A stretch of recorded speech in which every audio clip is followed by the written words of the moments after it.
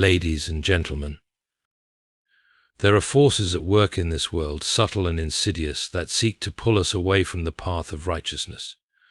They do not come roaring like lions, but whispering like serpents, crafting arguments designed not to defeat us outright, but to draw us into endless debate. These are the demons of distraction, of doubt, of despair. Demons thrive on distraction, because their power lies not in overwhelming strength, but in subtle diversion. They understand that most human beings, when focused, can achieve remarkable things, acts of kindness, feats of courage, moments of profound clarity. It is focus that aligns us with the good, the true, and the beautiful. But distraction, that is the crack through which they slither, the wedge they drive between us and our purpose. Consider how a single stray thought, seemingly insignificant, can derail an entire day. A fleeting worry about finances, an unresolved argument, or even a trivial annoyance, these can multiply like weeds in the garden of the mind, choking out the flowers of meaningful thought. Demons know this, and they exploit it mercilessly. They do not need to convince you to abandon your values outright. It is far easier for them to nudge you off course, just slightly, and let distraction do the rest. They craft distractions with precision, tailoring them to our weaknesses. For some, it is the endless pull of material possessions, newer, shinier, more expensive. For others, it is the constant hum of technology, the ceaseless stream of notifications and updates that fragment our attention. For many, it is the endless cycle of worry and doubt, spinning our minds in circles until we are too dizzy to move forward. Distraction is not merely the absence of focus, it is the presence of noise. And noise, once it takes hold, is difficult to silence. A distracted mind is fertile ground for other dangers: resentment, envy, despair. When we are distracted, we are more likely to make mistakes, to lash out, to lose sight of what truly matters. We become reactive rather than intentional, pawns rather than players in the game of life. Worse still, distraction keeps us tethered to the immediate and the trivial, blinding us to the eternal and the significant. It locks us into the fleeting concerns of the moment, preventing us from stepping back to see the broader picture. And in this myopia, we lose the ability to discern right from wrong, important from unimportant, sacred from profane. Demons do not need to shout to be heard, they only need to whisper, to sow the seeds of distraction. They thrive not by confronting us directly, but by enticing us to divide our attention, to dilute our efforts, to dissipate our energies. Their aim is not to destroy us in a blaze of fire and brimstone, but to erode us slowly, subtly, until we are too fragmented to resist. Arguments empower deception, because they create a fertile ground for lies to grow, thrive, and spread. At first glance, an argument might appear to be a pursuit of truth, a noble exercise of reasoning and discernment. But when the adversary's intent is not rooted in truth but in manipulation, the very structure of the argument becomes a weapon. In engaging with a deceiver, the mere act of debate can lend their falsehoods a veneer of legitimacy. The moment you engage in argument, you implicitly acknowledge that their position is worthy of consideration, even when it is not. Deception does not thrive in isolation, it thrives in dialogue. In an argument, a skilled deceiver can twist language, manipulate logic, and exploit the emotional undercurrents of the conversation. They introduce half-truths and embellishments, creating a web so intricate that even the most diligent mind can struggle to untangle it. Every response you offer becomes a new thread they can weave into their narrative, a new opportunity to distort the truth further. The structure of argumentation itself can empower deception. When people argue, they often feel compelled to meet the other side point by point, to counter every assertion and refute every claim. But in doing so, they allow the deceiver to set the agenda. The focus shifts from the pursuit of truth to a game of verbal chess, where the rules are dictated by the one who has no interest in playing fairly. Every counter-argument inadvertently reinforces the frame of the deceiver's narrative, keeping the debate anchored in their chosen terrain. Moreover, arguments often engage not only the intellect but the emotions. Frustration, anger, and pride can cloud judgment, making it easier for deception to take root. The more emotionally invested one becomes in winning the argument, the more susceptible they are to the deceiver's tactics. A clever deceiver knows how to exploit these vulnerabilities, provoking emotional reactions that can distract from the substance of the debate. In the heat of argument, it becomes easy to lose sight of the original issue, to focus instead on scoring points or proving oneself right. Deception also relies on complexity to survive. Simple truths are self-evident, but lies often require elaborate constructs to appear credible. An argument provides the perfect platform for such constructs to be built. The more convoluted the discussion becomes, the harder it is to discern what is true and what is false. A skilled deceiver can use this complexity to their advantage, presenting their lies as plausible alternatives to the truth simply because they are difficult to disprove outright. In arguments, time and energy are precious commodities, and deception thrives on their misuse. A deceiver can draw you into endless disputes, diverting your resources from more meaningful pursuits. While you are occupied dismantling one falsehood, they can introduce another, keeping you perpetually on the defensive.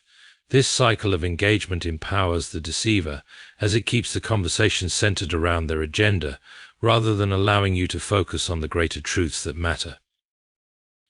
Even the appearance of a balanced argument can empower deception. When lies are placed alongside truths as though they hold equal weight, it creates the illusion of equivalence. The very act of debating a lie can give it a legitimacy it does not deserve, planting seeds of doubt in the minds of onlookers. A deceiver does not need to convince everyone, they only need to create uncertainty, to muddy the waters enough that the truth becomes harder to discern. The battle is won by truth, not debate, because truth possesses an inherent power that transcends the need for constant justification. Truth stands firm, immutable, and unyielding, no matter how fiercely it is challenged or how vehemently it is denied. In contrast, debate, while useful in some contexts, is often an arena where truth can be obscured rather than revealed. The tools of debate, rhetoric, persuasion, and argumentation can be wielded just as effectively in service of falsehood as they can in service of truth. And therein lies the danger. The focus shifts from uncovering what is true to winning the argument. Truth does not require the approval of others to exist. It is not contingent upon the agreement of the crowd or the eloquence of its defenders. It does not need to be dressed up in complex arguments or defended with elaborate justifications. Truth is self-evident to those who are willing to see it. It resonates with a clarity that cuts through confusion, appealing not just to the intellect, but to the deeper, intuitive sense of right and wrong within every human soul. Debate, on the other hand, often becomes a contest of egos rather than an earnest search for understanding. In the heat of argument, the desire to win can overshadow the desire to uncover truth. Participants may prioritize crafting the most compelling rebuttal, the most striking turn of phrase, or the most convincing emotional appeal, rather than seeking what is genuinely right. In this competitive atmosphere, truth can be sidelined, buried under a barrage of half-truths, clever sophistry, and calculated distractions. Moreover, debate can be manipulated.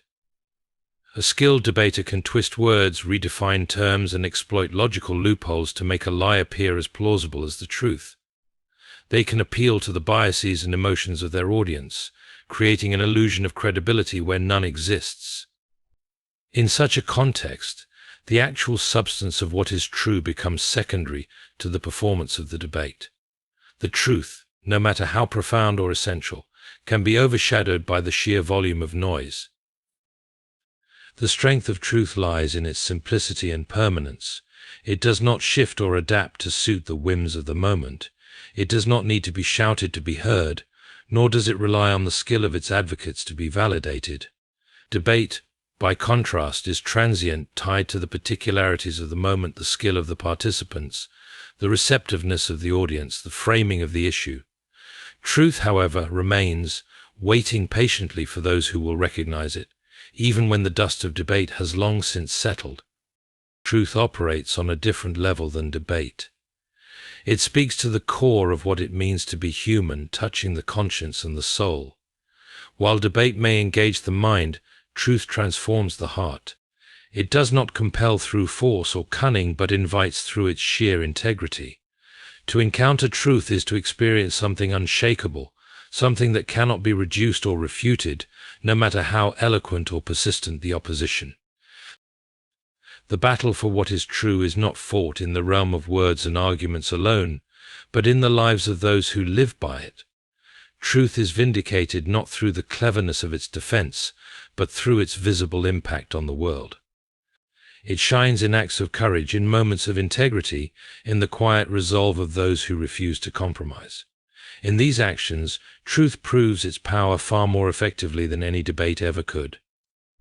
It stands as a silent witness, unbending and undeniable, proving itself not by what is said but by what is lived. Your authority lies in alignment with the light, because true power does not originate from within ourselves but from the eternal source of all goodness, wisdom, and truth. The light, by its very nature, is unassailable, unchanging, and invincible. To align with it is to stand on a foundation that cannot be shaken, a ground that does not yield to the shifting tides of circumstance, temptation, or adversity. The authority you wield when aligned with the light is not your own, it is the reflection of a greater power working through you, a power that surpasses all human understanding. To be aligned with the light is to carry the weight of moral clarity. It grants a vision that pierces through the fog of confusion, allowing you to see the path that must be walked even when others stumble in darkness. This clarity is not born of arrogance or self-reliance, it is the quiet confidence of one who knows they are rooted in something far greater than themselves. It is the knowledge that you are acting not out of personal ambition, but in accordance with an eternal truth that stands above all human constructs and arguments. Authority derived from alignment with the light is distinct from the authority that comes from worldly power. Worldly authority often depends on force, manipulation, or the acquiescence of others. It is fleeting, vulnerable to the whims of fortune and the shifting allegiances of those who grant it. In contrast, the authority of the light is intrinsic. It does not depend on the approval of others or the accumulation of external symbols of power. It exists independently, sustained by the unchanging nature of the light itself. This alignment is not a passive state but an active commitment. To be aligned with the light requires vigilance, humility, and surrender. It means choosing to turn away from the seductive whispers of darkness, which promise quick rewards and easy victories but ultimately lead to ruin. It means resisting the urge to wield authority for personal gain, recognizing that such actions would sever the connection to the very source of your power. It requires the discipline to seek the light continually, even in moments of doubt and despair, and to trust in its guidance even when the way forward is not immediately clear. When you are aligned with the light, your authority is not diminished by opposition but strengthened. The challenges you face serve not to undermine you but to reveal the depth of your conviction and the strength of the foundation on which you stand. Those who oppose you may wield cunning arguments, deceptive tactics, or overwhelming force, but they cannot extinguish the light that shines within you. Even in the face of apparent defeat, your alignment with the light ensures that your actions are part of a greater victory, one that may not be visible in the moment, but is certain in the fullness of time. This authority also carries with it a profound responsibility. To align with the light is to commit to serving as its vessel in the world, to act not out of self-interest, but out of a desire to bring truth, justice, and compassion into every sphere of influence you touch. It means standing firm in the face of corruption, speaking truth even when it is inconvenient, and extending grace even when it is undeserved. It is a calling that requires both courage and humility, for the authority you wield is not your own, and the victories you achieve are not for your glory but for the glory of the light. Alignment with the light also transforms your interactions with others. It allows you to speak with a voice that resonates with authenticity, a voice that cuts through the noise of empty rhetoric and self-serving agendas. People may not always agree with you, but they will sense the integrity of your words and actions, the unshakable conviction that comes from standing in the light. This authority is not about domination or control. It is about inspiring others to seek the light for themselves, to recognize the truth that is already written on their hearts. The authority you possess in alignment with the light is both a shield and a sword. It shields you from the assaults of doubt, fear, and temptation, protecting you from being swayed by the forces that seek to pull you away from your path. At the same time, it is a sword that cuts through the lies and deceptions of the world, a tool for bringing clarity and justice to places of confusion and oppression. This dual nature of your authority ensures that you are both protected and empowered, both guided and guiding. To align with the light is to participate in something far greater than yourself. It is to be part of a timeless struggle between truth and falsehood, between love and hatred, between life and destruction. Your authority, when aligned with the light, is not an end in itself, but a means to contribute to this greater purpose. It is the power to bring healing where there is brokenness, hope where there is despair, and illumination where there is darkness. In this alignment, you find not only your strength, but also your true identity and purpose. To focus on the eternal, not the temporal, is to direct your attention and your efforts toward that which endures beyond the fleeting moments of this life, beyond the surface-level distractions that constantly vie for your attention. It is a shift in perspective from what is immediately visible, tangible, and transitory to what is unchanging, invisible, and permanent. The temporal, the immediate concerns of the present moment can easily consume us. They demand our attention, our energy, and our resources, often in ways that leave us distracted and exhausted. Yet it is in the eternal that true peace, meaning, and fulfillment are found. To focus on the eternal is to make a conscious choice to elevate your thoughts, your actions, and your desires above the noise of the world. The world, in all its grandeur and complexity, is undeniably captivating. It presents us with a never-ending parade of events, opportunities, pleasures, and struggles, all of which seem so important, so pressing, so real. The pursuit of wealth, success, social status, and personal pleasure often takes center stage, and it can be incredibly difficult to step back from the frantic pace of life, to recognize the futility of these pursuits when viewed from the perspective of eternity. For the things of this world are temporary, they come and go, they are subject to change, decay, and ultimately death. What seems so urgent today may be forgotten tomorrow, and what was once cherished may lose its appeal as time marches on. To focus on the eternal is not to abandon the world or the responsibilities it places upon us. It is not a call to retreat from life's duties, but rather a call to prioritize them within a framework of lasting values. The eternal is the foundation on which everything else stands. It is the rock that does not shift with the tides of fortune, the constant against which all the shifting sands of life must be measured. When you align yourself with the eternal, you begin to see the temporal for what it truly is, a brief, passing moment in the grand narrative of existence. This does not diminish its importance, but it reorders it. It invites you to live with an awareness that transcends the limitations of the moment and anchors you in a reality that stretches far beyond your lifetime. Focusing on the eternal means investing your energy in things that will outlast this world. It is to cultivate virtues that cannot be eroded by time, such as love, kindness, humility, and wisdom. These are the treasures that remain even when the physical world fades away. Temporal concerns, like the accumulation of wealth, the pursuit of fame, or the acquisition of power, may offer momentary satisfaction, but they are all ultimately fleeting. They do not endure. They are bound to the constraints of time, and when time runs out, they are gone. But the eternal love, goodness, truth, grace, these are the treasures that cannot be taken away, that continue to echo through time and beyond it. By focusing on the eternal, you place your trust in something far greater than the shifting fortunes of this world. You recognize that the struggles and triumphs of today, while significant in their own right, are but brief chapters in the larger story of existence. The cares of today may weigh heavily on your heart, but when you focus on the eternal, you begin to gain a broader perspective that allows you to face them with a sense of calm and purpose. You see the struggles of the present as temporary challenges, tests of character and faith that will shape you but not define you.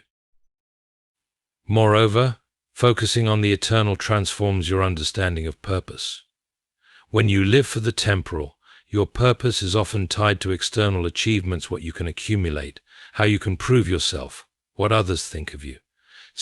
But when you focus on the eternal, your purpose becomes internal. It becomes about living in a way that aligns with higher principles, that serves others, that contributes to something greater than your own personal gain. It becomes about the legacy of your actions, the impact they will have not just in the short term, but in the long arc of history, in the ripple effect that stretches far beyond what you can see or know. The eternal perspective also allows you to develop resilience in the face of adversity. Life, in its temporal form, is full of struggles, illness, loss, disappointment, failure. When you focus solely on the temporal, these challenges can seem insurmountable, as if they are the entirety of your existence. But when you focus on the eternal, you realize that these difficulties, though real and painful, are not the defining aspects of your life. They are but moments in a larger story, moments that can be endured, learned from, and ultimately transcended. The eternal perspective offers hope and strength because it reminds you that this present world is not all there is. There is something beyond it, something permanent, something worth living for that no circumstance can diminish. Focusing on the eternal also deepens your relationships with others. When you are fixated on the temporal, your interactions may be transactional or superficial. You may seek to gain from others, to use them to achieve your own goals or desires. But when you focus on the eternal, your relationships become about something much deeper. You begin to see others not as obstacles or tools, but as fellow travelers on the journey of life.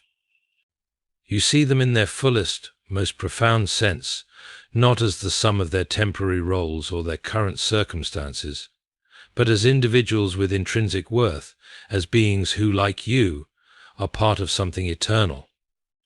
This perspective nurtures empathy, compassion, and a genuine sense of connection that transcends time and place. In the end, focusing on the eternal brings a sense of peace that the temporal world cannot provide. The world offers constant noise, constant demands, and constant change. It pulls you in many directions, promising happiness and fulfillment, but often leaving you empty and unsatisfied. But the eternal true love, unshakable truth, lasting peace offers a deep and abiding contentment that remains steady even when the world around you is in turmoil. It offers a sense of belonging to something much greater than yourself, something that gives your life direction, meaning, and depth. It anchors you in a reality that does not fade, a reality that invites you to live with purpose and with the assurance that, in the grand scheme of things, your life matters in ways that extend far beyond the temporal world. Victory comes through steadfast faith, not clever words, because true triumph is born from the quiet, enduring strength of belief that remains unshaken, even in the face of overwhelming odds. Clever words, no matter how artful, persuasive, or eloquent, can only go so far. They may win debates, sway opinions, or even change the course of a conversation, but they do not carry the power to move mountains, heal wounds, or bring about lasting change. In contrast, steadfast faith, though often unspoken and unseen, has a deeper, more enduring power. It is not reliant on the cleverness of our arguments or the eloquence of our speech, but on the strength of our commitment to what is true and eternal.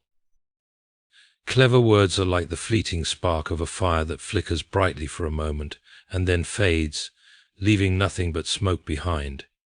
They may captivate, charm, or manipulate, but they do not have the power to endure.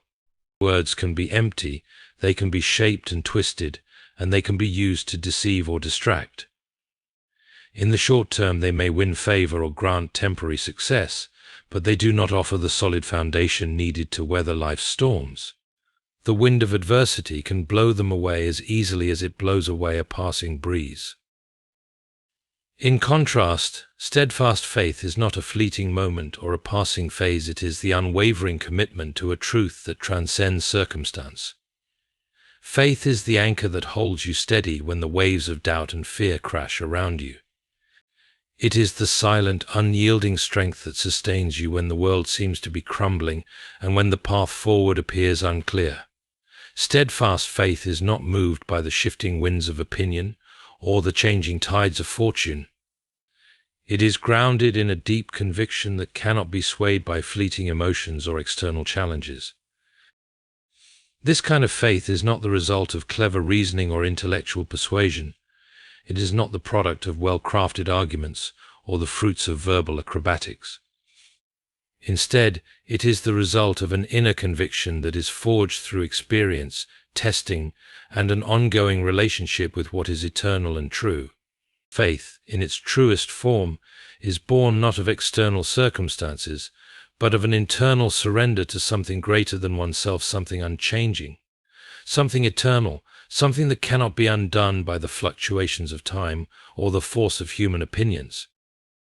While clever words can inspire for a time, they often lack the substance to carry us through trials, heartaches, and struggles.